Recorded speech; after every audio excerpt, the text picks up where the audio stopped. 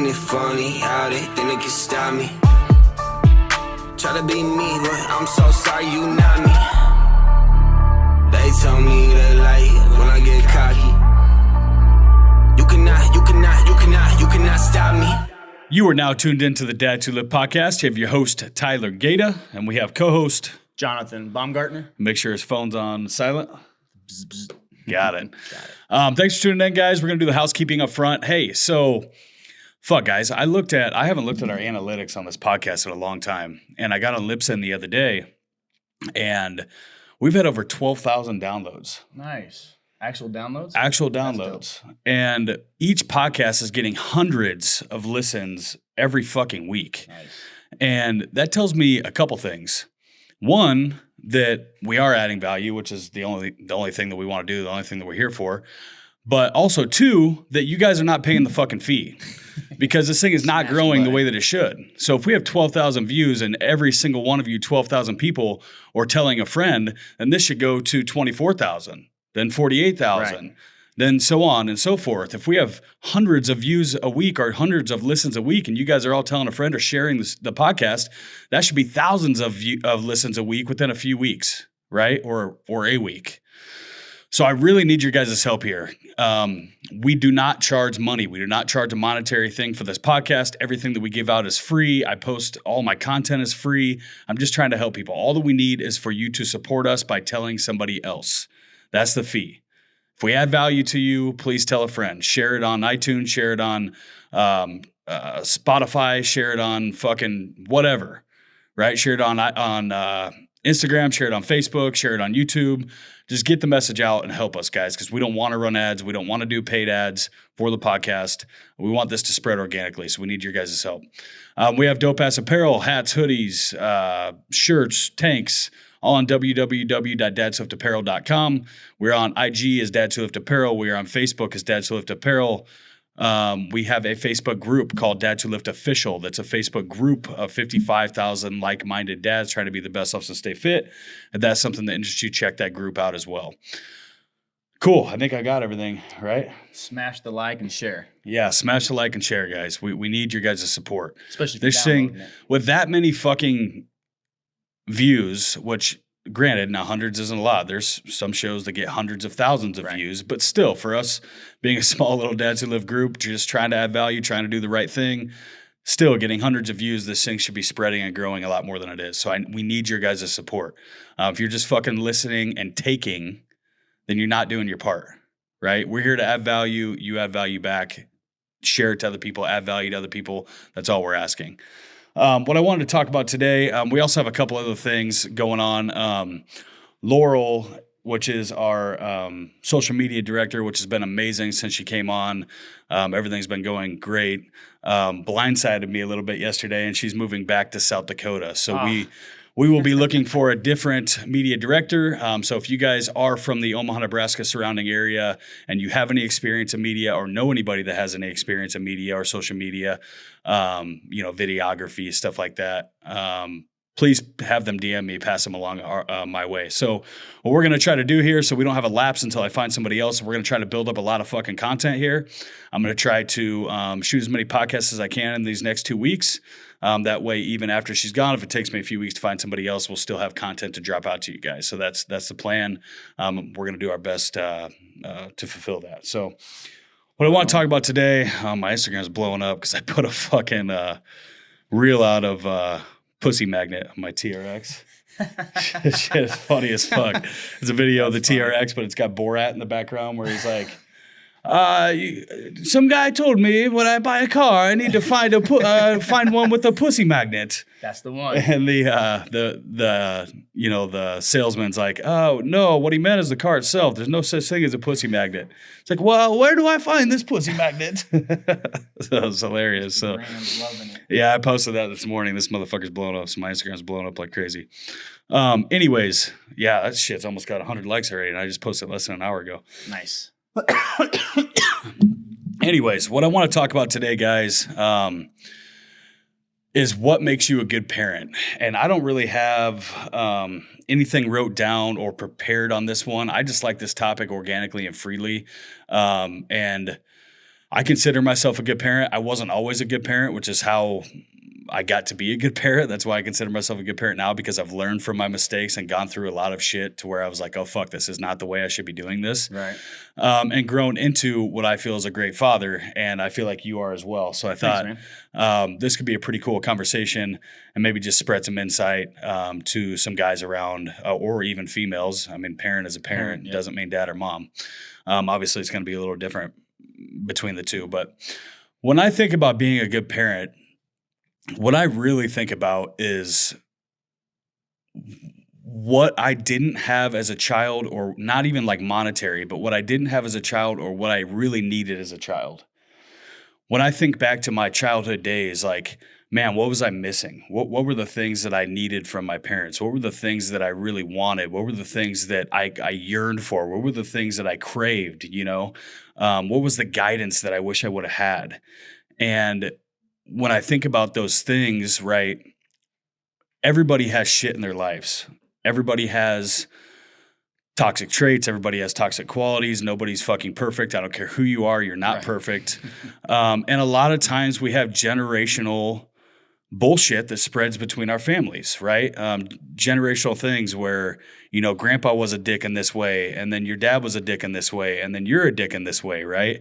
Or grandpa was bad at this, then your dad was bad at this because grandpa was bad at this with him, then you're bad at this because your dad was bad at it with you, right?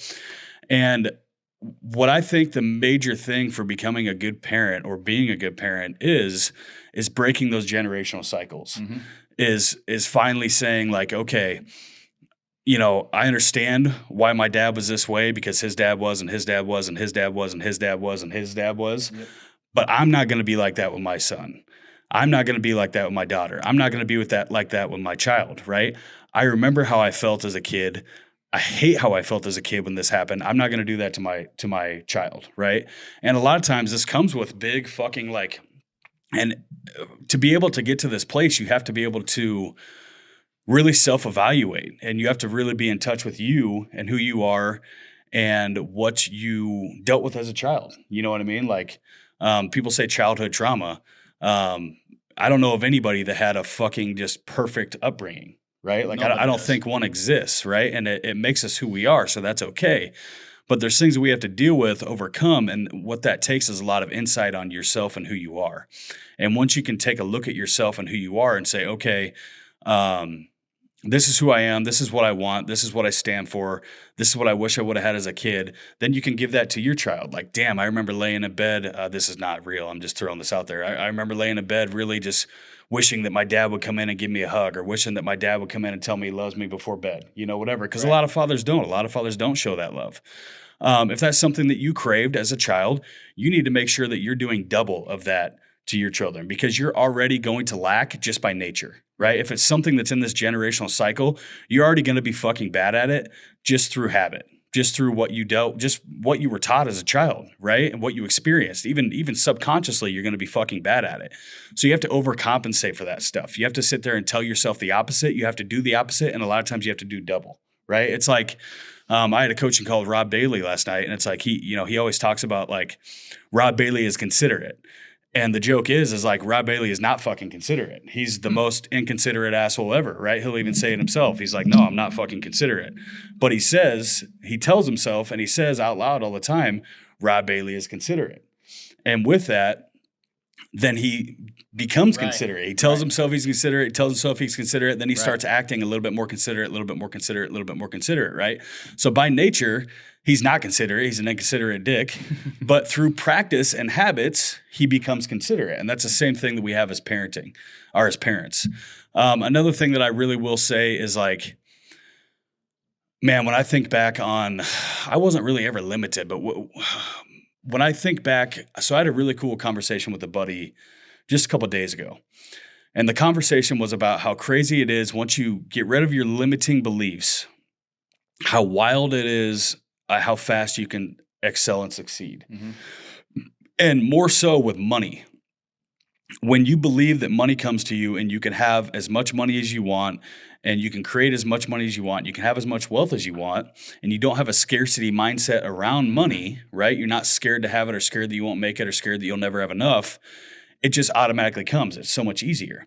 And we were talking about how it's wild to me. So I just fucking, a lot of you probably saw my story. I was looking to buy some land in Wyoming.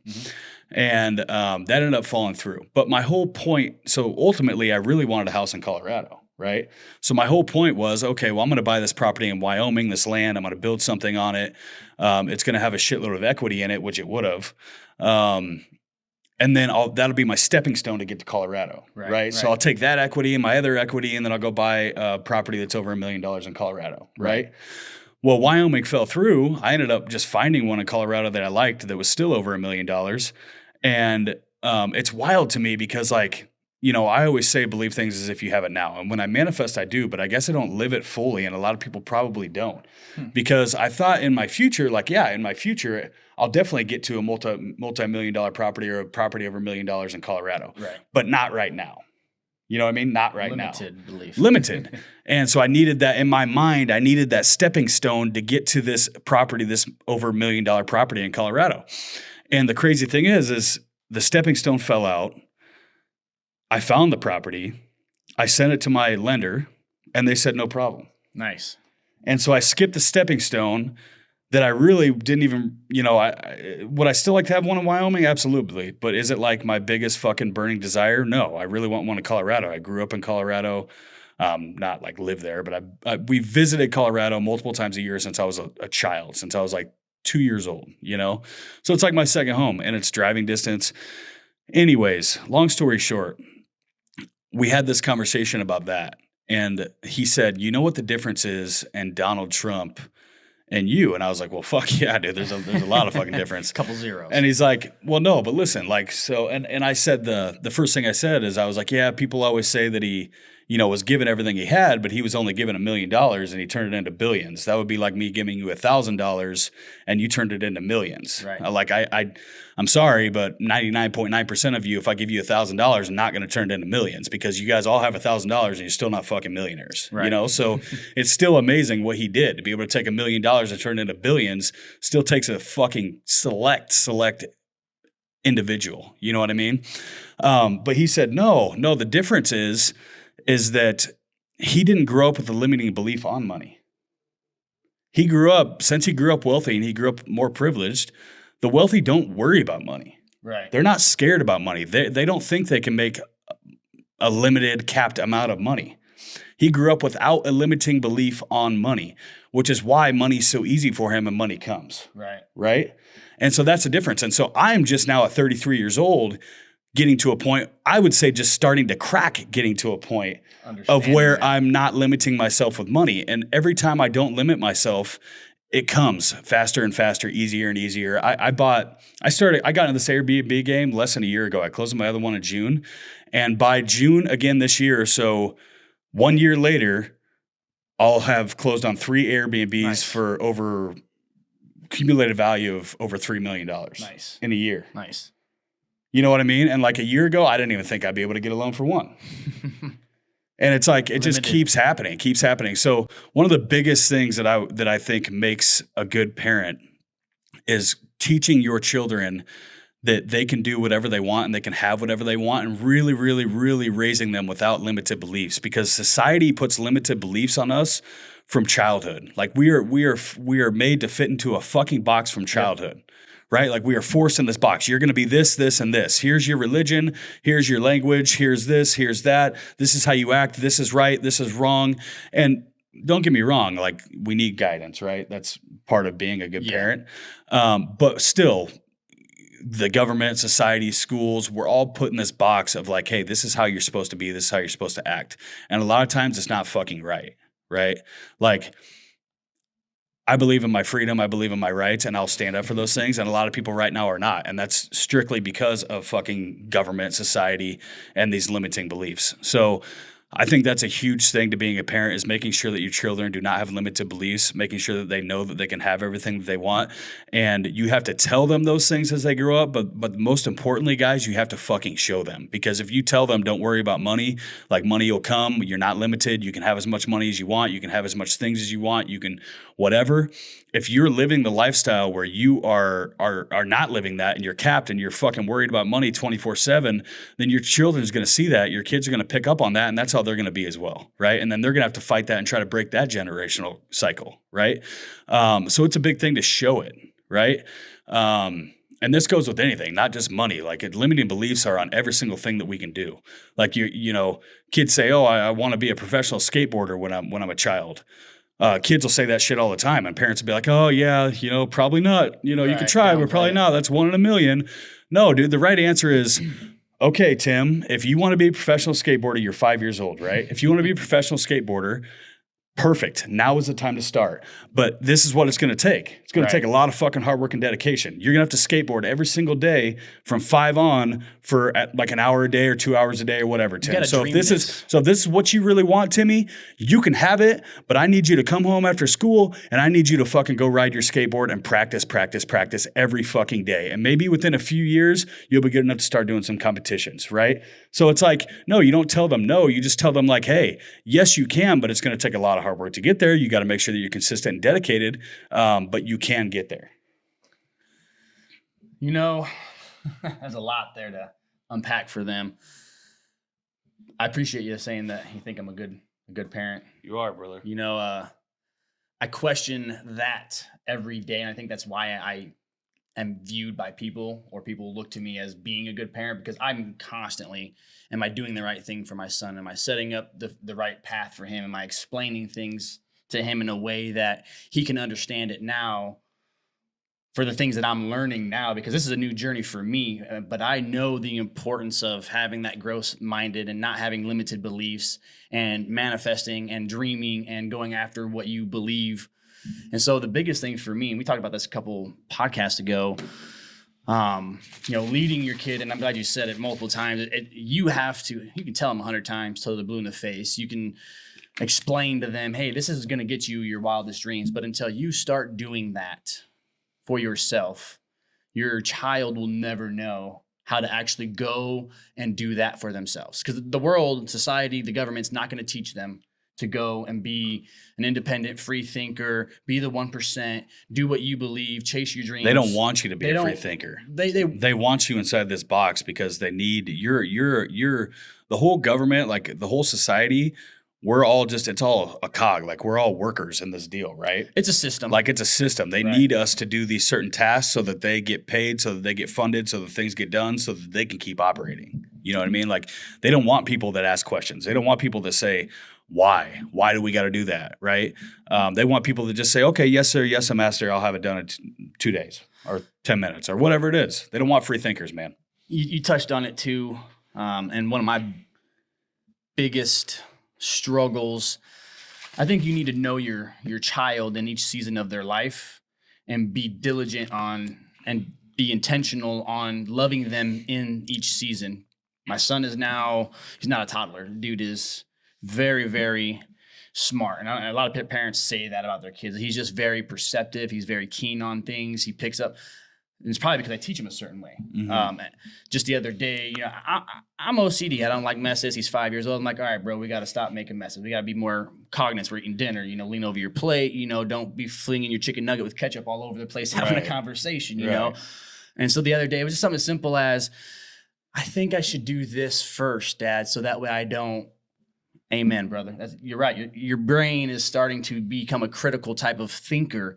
And for the longest time, I had my dreams of what I wanted my son to be. My dreams. Mm-hmm. I want you to play football. I want whatever. It took me a long time. These are my dreams. And I had to stop pushing my dreams off onto my son and really let him just become this individual person. So now I preach to him more than anything, be you.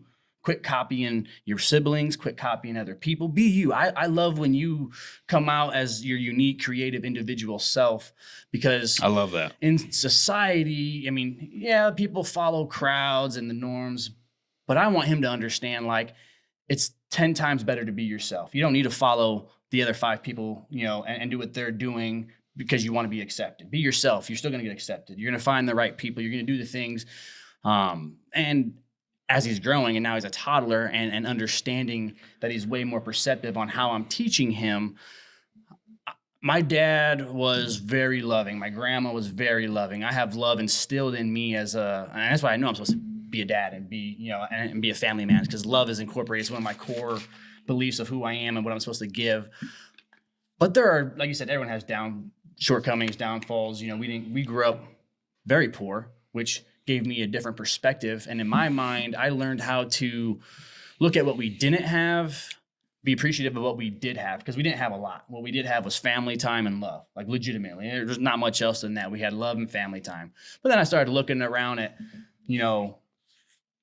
what other people had and how do I get that? Or what do they do in their lives? Or how do I emulate that? Like, my parents didn't show me how to become free. And I'm starting to use the word free because my girlfriend asked me the other day, she's like, you just want to be rich, don't you? And I really had to chew on that. And I was like, I've been asked this my entire life. No, dude, money's freedom. It's not about money. No, money's freedom. I said, don't you want to be able to wake up and in your world, really own your world, go to work, do the jobs, spend the time with your family? I'm like, what I'm trying to create is me being in control of my world and being completely free through my manifestations, through my income, through my relationships. Yep. It's freedom. I don't want to be rich. I want freedom. I mean, granted, being rich means you're probably going to have a boatload of fucking money. They go hand in hand. Yeah, they go hand in hand. But my purpose is not to have the money. My purpose is to be free, to teach that to my son. Listen, you can do anything you want in the world, but the most important thing is to be a free fucking man. And that allows you to go and be the superstar athlete or the books genius or create some sort of program and be an IT genius. But until you learn to be free and have free thinking and do things for yourself, you're in the system of the government and doing all that. So as a dad, and I've said this before, I think this is what makes us good or even better, is because we've had to play both roles. Yep. We've had to be dad and we've had to be mom. And I think that's brought a lot of awareness.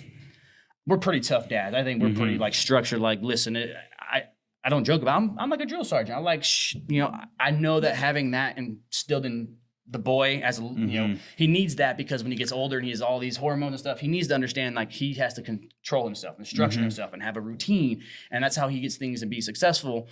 But as he grows and as he's evolving, us as parents have to allow them to truly take what we've taught them by showing what we've expect out of them. Like, I have a routine. I live that way. I think freely, and I'm trying to incorporate in him that free thinking. But if we force it, if we're too hard on him, if we're too structured, hey man, how come you're flinging, it's also a slippery slope, because then, like what our parents have done to us, the things that they thought were most important, they probably harped too hard, and it created a callous, because we tried to drive it home too much to them. So it's a fine, slippery slope of, hey man, I know this is so important. Like, how do I get you to understand this early and live this life?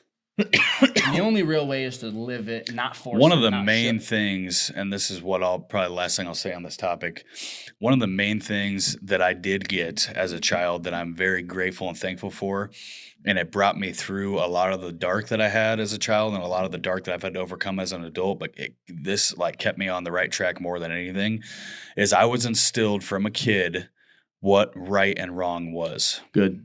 Yep. And I was instilled good morals and values. Whether I listened or not, I knew if it was right and if it was wrong. Right. And to this day, I still feel in my gut, it's a feeling. Even talking about it, I can feel the two differences. And it's a feeling in myself to where I can feel, okay, this aligns with my morals and values, and this is who I am, this is right, this is okay, or this is wrong. And there's no fucking gray for me in that. It's either right or wrong, right? Right. And I'm grateful for that. Now, children have to figure out their own right and wrong. So we're instilled morals and values as a kid, and I'm grateful for that. As we become adults, we mold those morals and values, and we change those morals and values into what we believe or fits our life or fits our perception or whatever it may be. But I believe that since I was instilled with such strong morals and values as a child, even though those morals and values have changed a little bit as I've become an adult, they're still very strong core values because that's how I've lived my entire life. So one of the main things that I'm grateful for is just knowing what is right and what's wrong and growing up with that. And I know that my son has that same deal. Like at the end of the day, whatever he's going to do is his choice, especially when he becomes older. Now he's 11. Obviously not at 11, you can't do whatever you want. But once you get into teenage years, 18 years old, definitely when you leave the house, I mean, it's on you, man. You do what you want. But I know that through the way that I raised him, that he will know what's right or what's wrong, right? And again, I didn't always choose what's right, but at the end of the day, that's what carried me through because I knew like, oh, fuck, this choice was wrong. I got to do better next time, right? And that's what shaped me into becoming a great father, a great man, a great leader, into the person that I am today. I think it's a great point.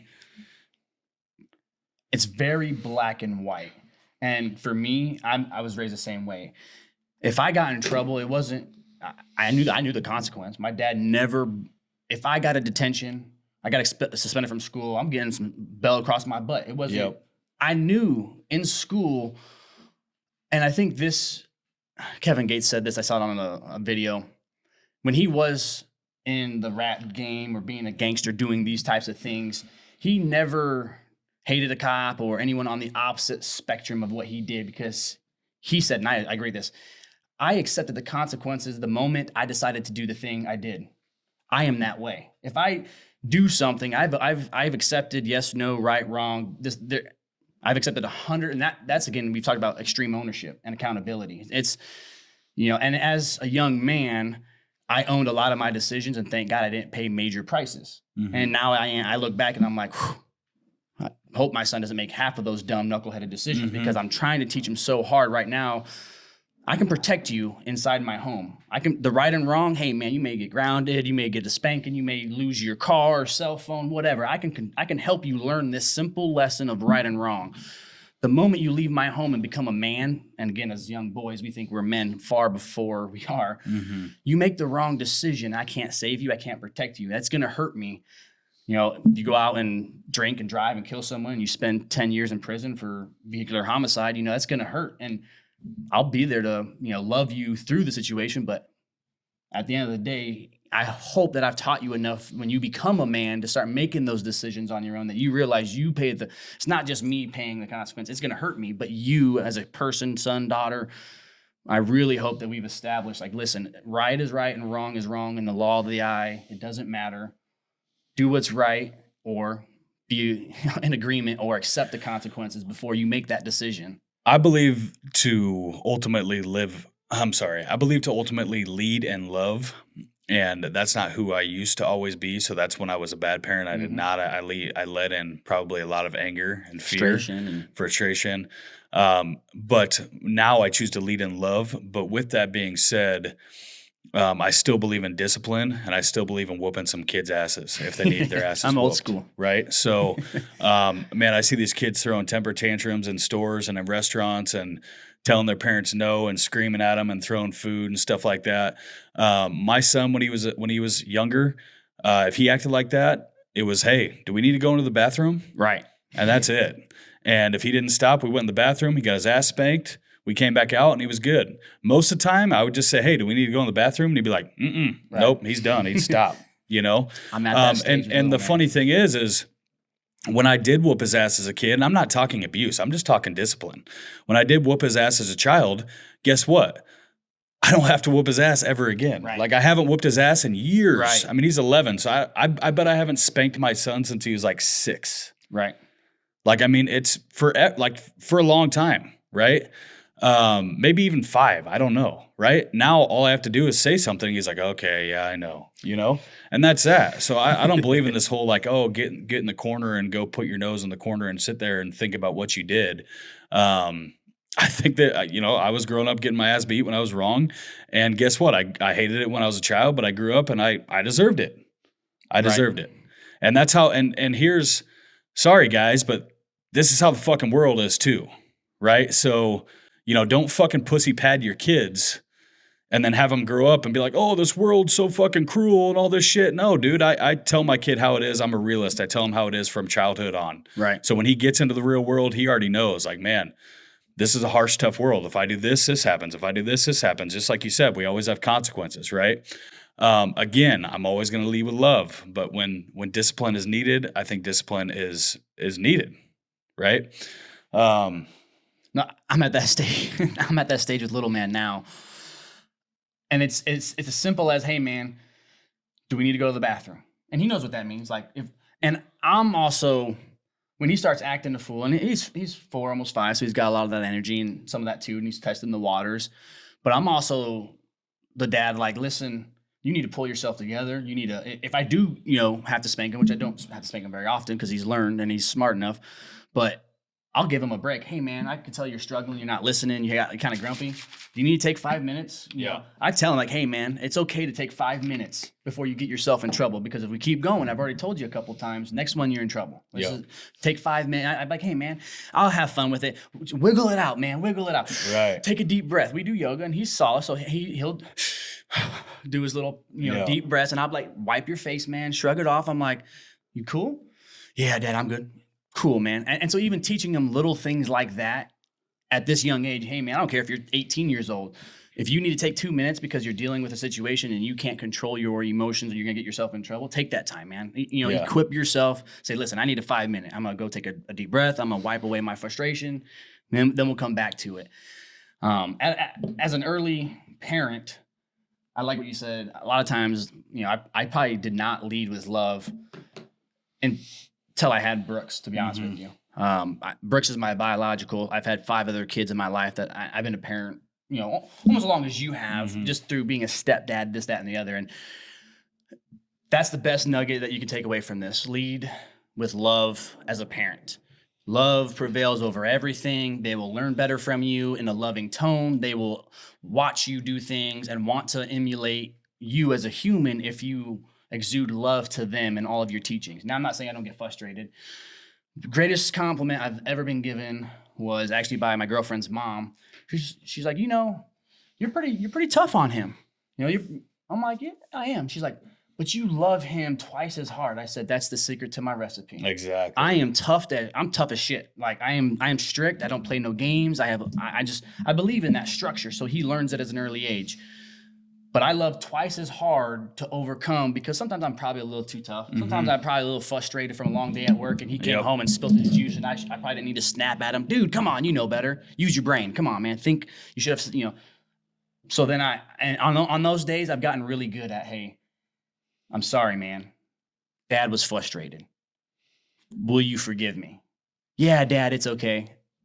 That love, that apology, I'm human. And he knows I'm human. He knows I'm doing my best to try and be the best dad for him and everything else. So taking the moment to, hey, man, I lost my temper this morning. I'm frustrated. We're running late. I should not have yelled at you.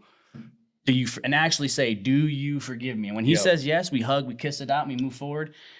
That's loving twice as hard. Be strict. Teach them strictness. Teach them the structure so that they can do it for themselves when they become an adult. Right. That was the, simple best thing you could do for them. Give them that structure and then love them afterwards twice as hard. My dad used to whoop me with the belt when I got in trouble. Not a joke. He pulled the belt off. I would try and hide double, triple underwear. He'd come down, pull him down, boy. Dude, my mom knew it, but I'd be putting my dad never whooped me. My mom would, but she would, I'd be putting stuffed animals in my butt, pants, right? Put like stuffed animals in my pants. All right, whoop me, Mom. She's like, oh, all right. My dad used reverse psychology on me as a kid, and I praise him to this day for that.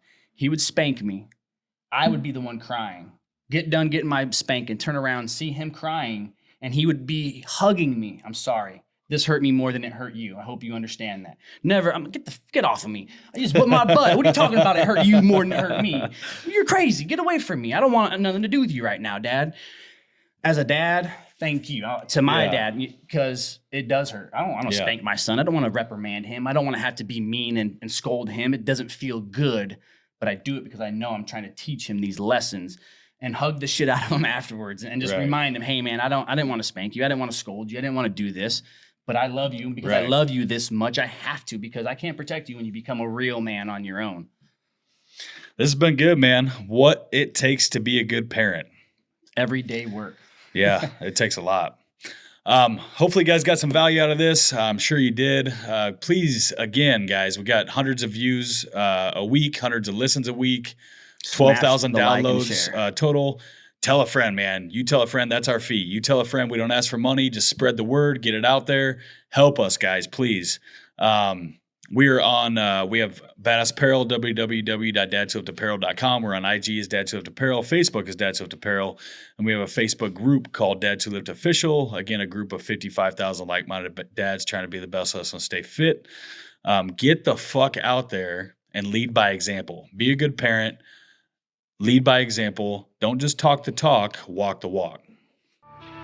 They told me that like when I get cocky. Ain't it funny how they think they can stop me? Try to be me, but I'm so sorry you not me. Try to be me.